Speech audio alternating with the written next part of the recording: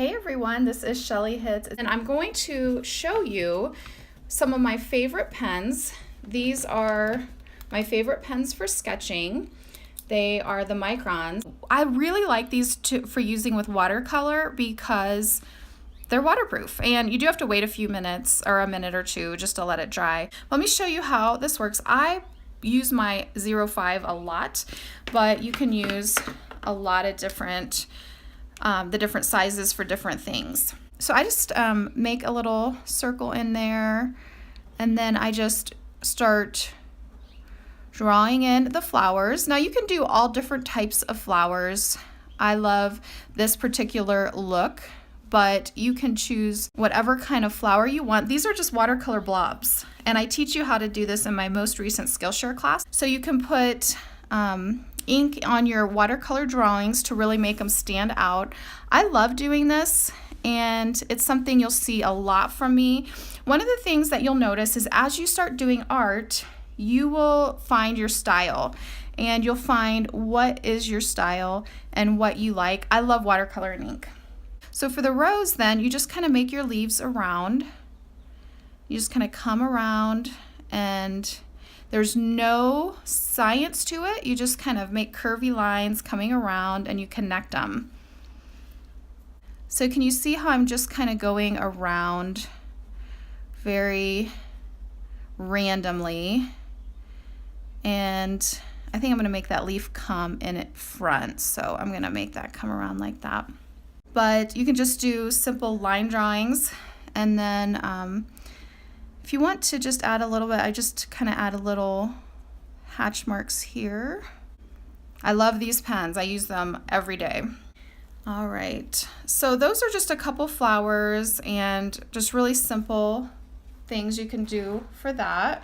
So now that I have the pencil sketch, I'm just going to come over it with my Micron. And again, I like the imperfect look, the hand-drawn look, and I think that's really pretty. So just don't feel like you have to have it perfect.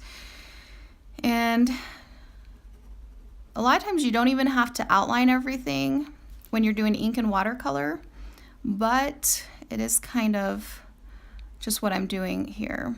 And then I'm just going to add all these little things. So what I do is I'll do a pencil sketch, then I will put the ink down with the Micron, and then I will erase it and do watercolor. I'm just erasing the pencil now. So I think I'll put the purple down here in the pot, and then I'll use the green for the cactus.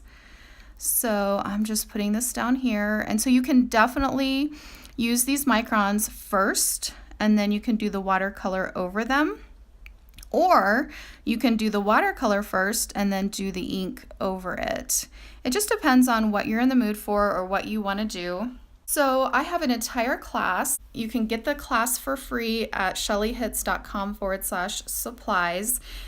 And it has a list of PDF list of all the supplies I use and recommend. So I do recommend checking out that class because it goes into detail depending on your budget. But these right here, my favorite are the Mission Gold, but these right here are the Dr. P.H. Martin's Hydrus.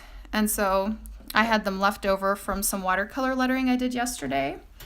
I'm gonna turn on my heat tool for a second just to make sure this dries so that the green and the purple don't blend too much. And it could be pretty if they did blend, but for this very moment, I just didn't feel like having those blend. So you either let it dry, or if you're impatient like me, you use a hair dryer. I used a hair dryer in the beginning, or a heat tool. But honestly, whatever you have, just is you can use. Like I started with a $5 watercolor kit from Michael's and I realized like I love watercolor just from using those $5 paints. So that's really good. You can see I'm going over top of the Micron, and it's not bleeding or blending or anything. So you definitely can use watercolor over, and it is blending a little bit here with the pot, which is fine. Actually, it probably would have been fine. I could have just left it the way it was, but... And you can also get a smaller brush. I'm just using a size round 6. That's like my go-to. And I could have grabbed a smaller one for these smaller ones, but just sticking with the easy brush here. But the Dr. P.H. Martin's Hydras are really bright colors, and so that's fun. And something that's kind of fun to do is to kind of make a vignette where you kind of have a faded look around the illustration.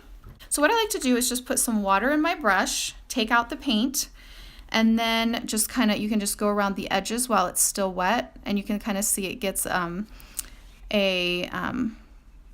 of the paint comes out, and so it kind of gives it like a faded vignette look. Just gonna add a little bit, and you can just leave some of it white. You can just, whatever kind of look you want, you know, you can get, I'm gonna get a little more water, actually bring it this way so I can kind of get this edge. And you're just bringing out a little bit of that paint, and I really like that look, but you know, you find your style. If you like that look, go for it. But that's kind of a fun thing to do. And then what's kind of fun to do as well is I love doing the splatters. So like you just dip your brush in whatever paint that you have. And this is kind of tricky for me to learn. You just put your finger on the brush and then you just tap it. And you want, you know, like this board, I don't care if it gets some paint on it, but you just tap it and then you get some sprinkles, splatters, you know, whatever, you know, you want. And it's not going to be able to be controlled. It's going to look different every single time. I'm just going to add a little more water to this so it kind of fades out. One of the splatters got in there.